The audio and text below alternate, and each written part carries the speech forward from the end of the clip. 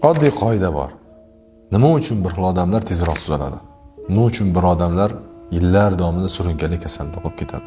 Eng katta farqi mana bunday odamda qon aylanishi, immun tizimi, uni oshqozon ichak tizimi, uni barcha almashinuv jarayonlari juda sekin. Suyak to'qimalarida quvvati ham betdan kalsiy ichaveradi, betdan yuvilib ketaveradi. Ikkinchi holat. Mana shu holatda, hozirgi ko'rsatilayotgan holatda insonni barcha tizimlari xuddiki bir olov shamni emas, bir olov yongandek, ko'mir tashlagandek quvvatga kira boshlaydi. Almashinuv jarayonlari 10 baravar yuqori.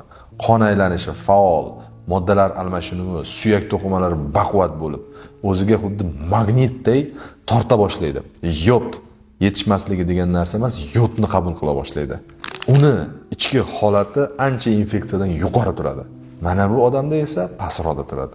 Shuning uchun biz bitta lab burchagini ko'tarishi va ichki holatimizni ko'tarish orqali 10 barobar yuqori effektivnessga chiqishimiz mumkin.